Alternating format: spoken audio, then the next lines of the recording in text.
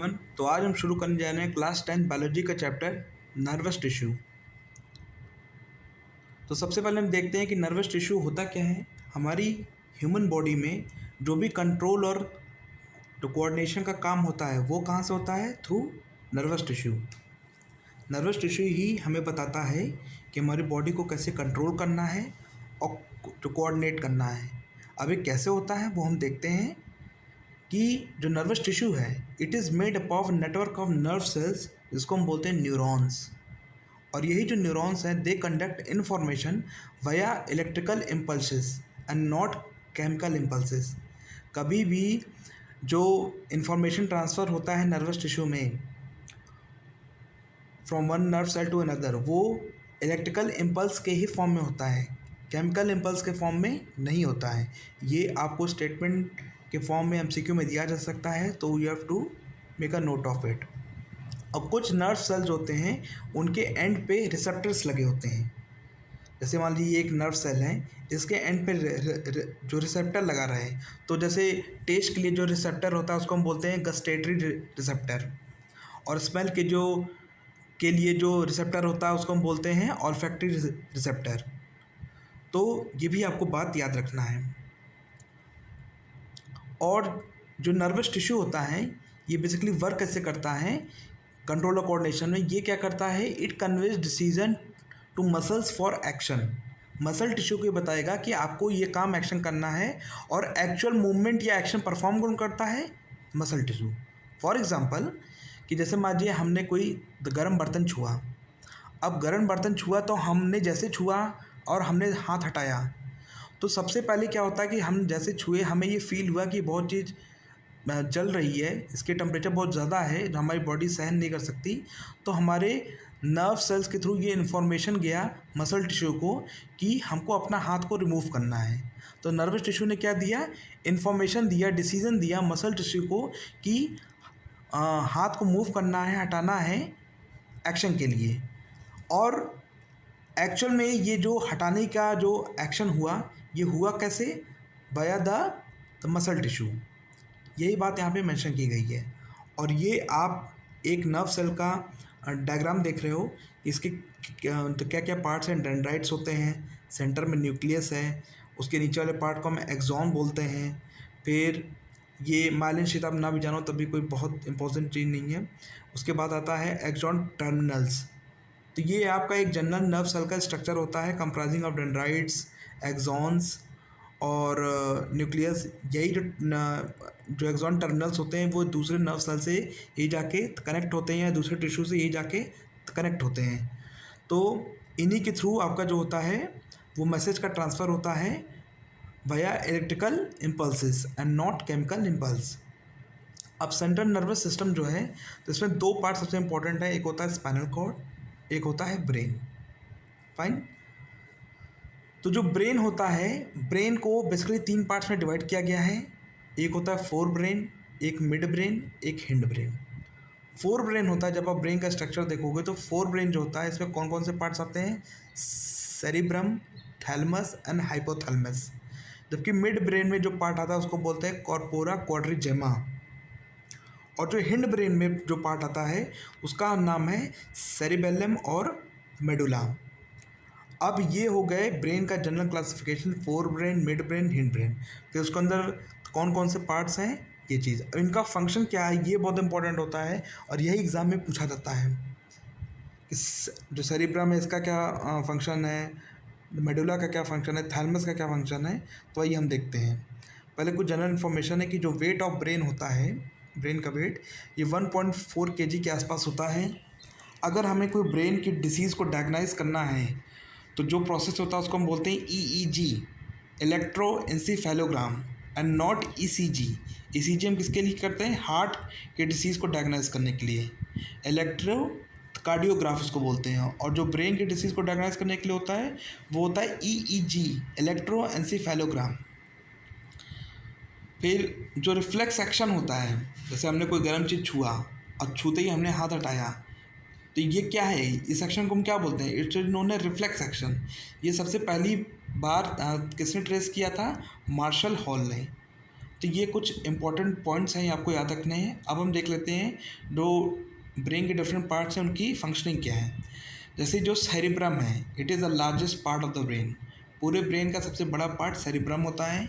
इसका काम क्या है, कोई भी चीज़ थिंक करने के लिए और रिमेंबर करने के लिए, हम सोचते हैं ना तो हमारा कि इस पर्टिकुलर क्वेश्चन का आंसर क्या होगा, हम सोच रहे हैं, तो ये हमारा ब्रेन का कौन सा हिस्सा काम कर रहा है, सेरिब्रम। अब हम कोई भी चीज़ छुए और छू के महसूस किए कि ये गर्म है, ठंडा है, या इससे हमें कोई सुई चुभी, उससे हमें जो दर्द हुआ, तो ये हमारा ब्रेन का तो कौन सा पार्ट हमको ये महसूस कराता है, thalamus. Thalamus helps in identifying pain, warm और कोल्ड। सिमिलरली हाइपोथैलेमस क्या है, जैसे हमने खाना खाया, अब खाना खा के हमें जो प्यास लग रही है, या हमने हमने बहुत समय से खाना नहीं खाया, हमें भूख लग रही है, तो ये हमारा ब्रेन का कौन सा पार्ट हमें बॉडी को बोलता है कि हमें भूख लगी है या प्यास लगी है, हाइपोथैलेमस। साथ ही साथ हाइपोथैलेमस को हम दूसरा नाम देते हैं बायोलॉजिकल जो क्लॉक का भी, क्योंकि यही हमारे स्लीप वेक साइकिल को डेवलप करता है। कहने का मतलब है कि हमारी बॉडी, जैसे हम सुबह से जगे हैं, अब हमारी बॉडी को रेस्ट लेने का मन कर रहा है या हमारी बॉडी को सोने का मन कर रहा है, तो हमारा दिमाग ये इन्फॉर्मेशन देता है कि now our body wants to sleep. तो ये जो साइकिल है ये रेगुलेट कैसे होता है, थ्रू द हाइपोथैलेमस, जो कि पार्ट ऑफ ब्रेन है, ये इसके फंक्शनिंग को रेगुलेट करता है, हंगर के, थर्स्ट को, स्लीप वेक साइकिल को। ऑल्सो हाइपोथैलेमस का एक और फंक्शन है, it maintains the blood pressure by releasing ADH hormone. तो हाइपोथैलेमस के इंपॉर्टेंट ये फंक्शन हो गए, और ये बहुत इंपॉर्टेंट है कि बायोलॉजिकल क्लॉक ब्रेन के कौन से पार्ट को बोलते हैं, हाइपोथैलेमस। और थैलेमस का काम क्या होता है, इन आइडेंटिफाइंग पेन, वार्म और कोल्ड, और सेरेब्रम को थिंकिंग और रिमेम्बरिंग में।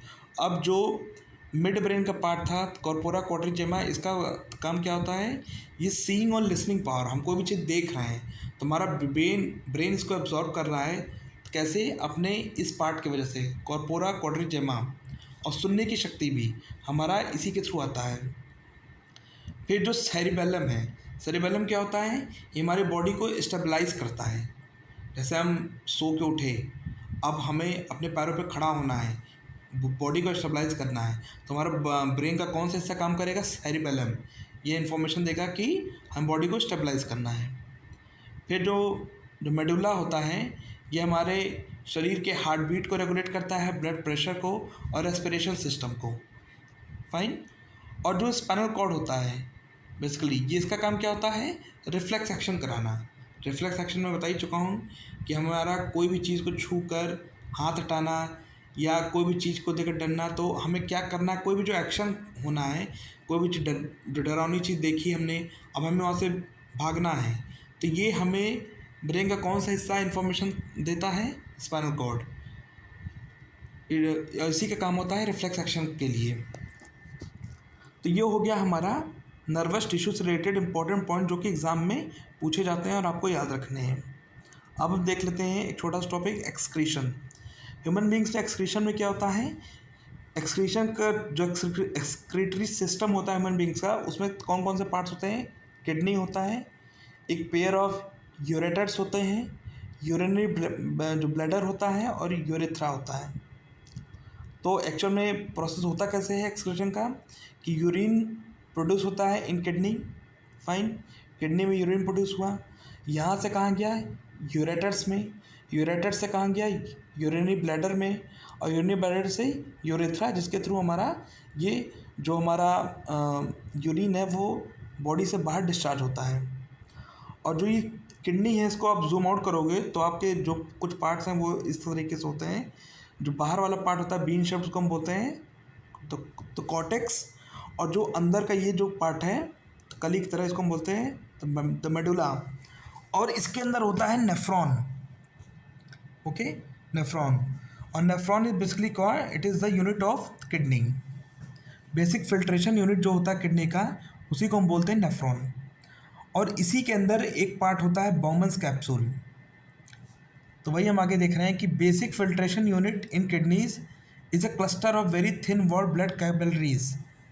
मतलब जो हमारा ये जो किडनी है, इसके अंदर आप देख रहे हो जो नेफ्रॉन है, तो ये नेफ्रॉन के अंदर बहुत सारी ब्लड कैपिलरीज होती हैं, बहुत सारी जो नेटवर्क ऑफ ब्लड कैपिलरीज होती हैं, और यही बेसिक फिल्ट्रेशन यूनिट है किडनी का।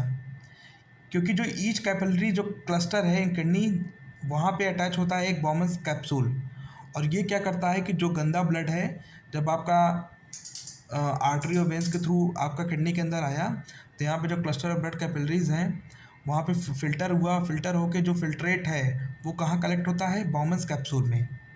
ओके, तो वही बात होती है, और फिर वो फाइनली इस प्रोसेस के थ्रू बाहर डिस्चार्ज होता है। वही बात मैंने मेंशन की है कि nephron is filter of kidney where our blood is clean and the waste material is expelled as urine. The Bowman's capsule is part of the nephron. तो आपसे डायरेक्ट पूछा जा सकता है कि बाउमन्स कैप्सूल एक्सक्रीटरी सिस्टम के कौन से पोर्शन का पार्ट है, तो it is a part of nephron. और डायरेक्ट आपको और दूसरी बात याद क्या करना है कि आपसे पूछा जा सकता है कि ह्यूमन एक्सक्रीटरी सिस्टम के कौन कौन से पार्ट्स इनमें से हैं, तो किडनी आपको याद रखना है, पेयर ऑफ यूरेटर्स याद रखना है, यूरिनरी ब्लैडर, यूरेथ्रा, और जनरल प्रोसेस कैसे यूरिन डिस्चार्ज होता है वो आपको याद रखना है, बॉमन्स कैप्सूल याद रखना है। ये पूरा हो गया basic information related to excretion and nervous tissue. Okay, thank you.